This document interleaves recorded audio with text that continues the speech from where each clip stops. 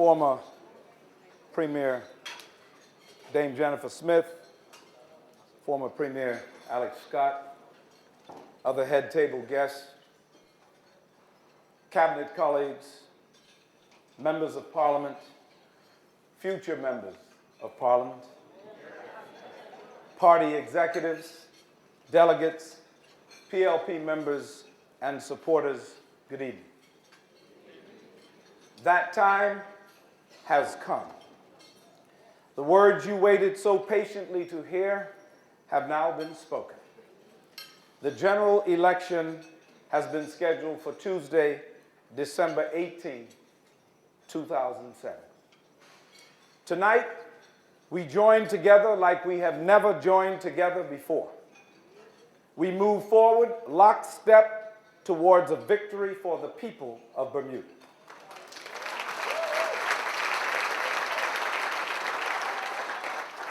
We move forward solid as the rock.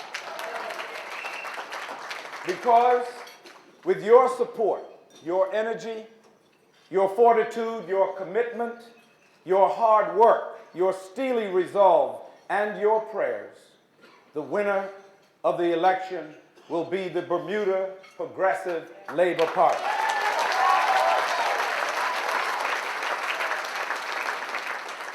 This party, your party, will win the government for the third straight time.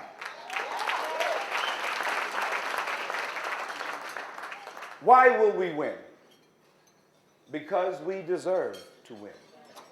Because we have worked very hard and we have delivered very much. Because we are the party of the people of Bermuda. We do not represent the chosen few. We represent the many. Tonight, I'm not going to give you a lengthy speech on what we have done or what we will do. I'm going to talk to you from my heart about the things I see, the things I feel, and the work we must continue to do. Tonight, friends, we begin the journey of 45 days. A journey we have never taken before, under conditions we have never endured before. Each and every day will be critical. Each day, you and I must awaken to the harsh reality that we are up against the most vicious and vile opponents in the history of our struggle. Remember that. And take note of the fact that vicious and vile is not all they are. They are also scared. They are terrified.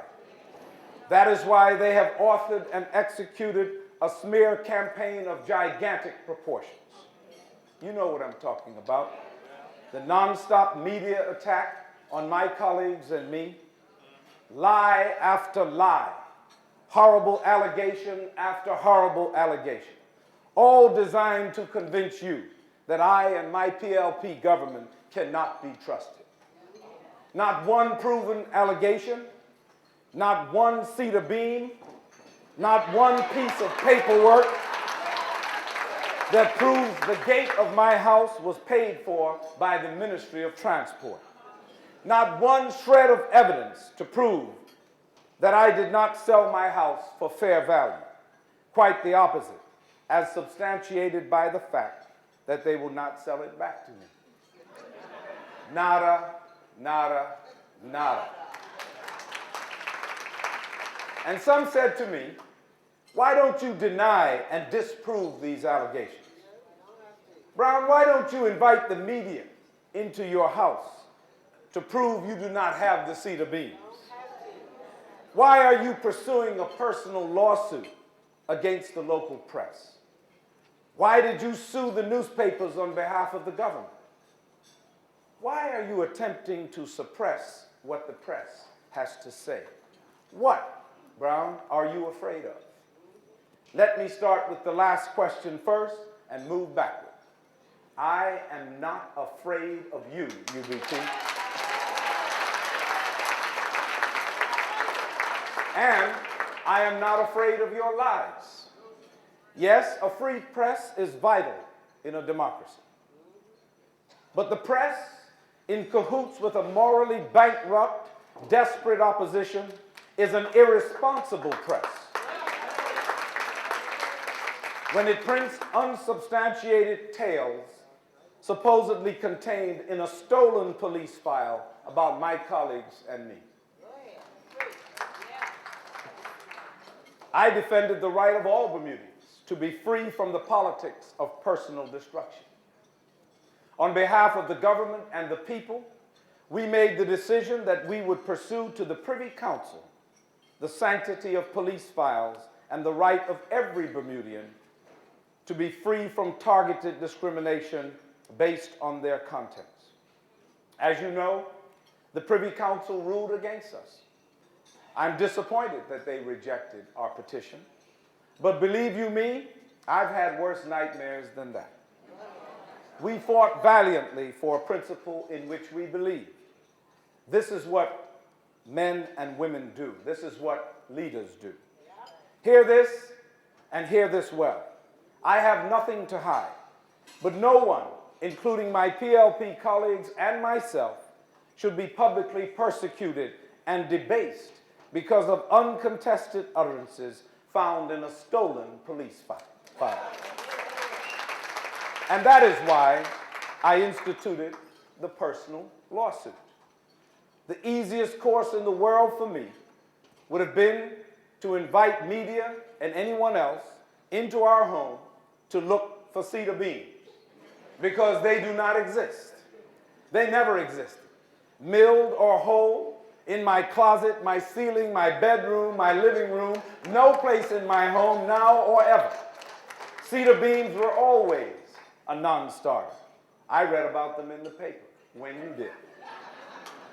So it would appear that I would have nothing to lose if we had invited one and all to come and take a look. Well, my friends, that might seem to some an easy course, but it is a cowardly and reckless one. For it is a course that has no good end. It is a course that sets a dangerous precedent. It is a course that would have said that any time in the future that they decide, they can hurl any unfounded allegation made by an anonymous source to attack a PLP leader.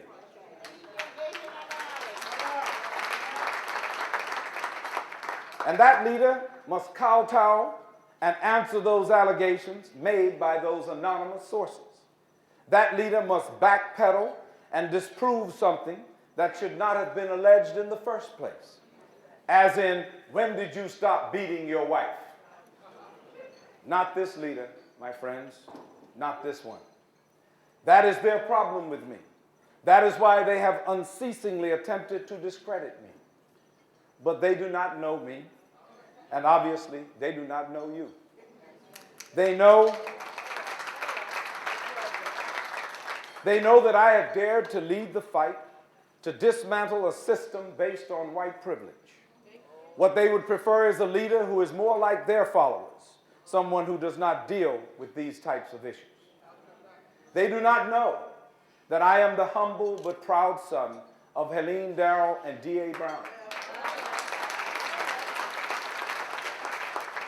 Parents just like yours, parents who worked hard to provide for me and equip me with the education and skills necessary to make a decent living for myself and my family. They do not know that I was nurtured and taught by parents who told me to stand up for something or fall for everything. What they do not know about you is that you can see beyond their smoke screens. They are amazed that I am still standing because they do not know you and they do not know the people of Bermuda.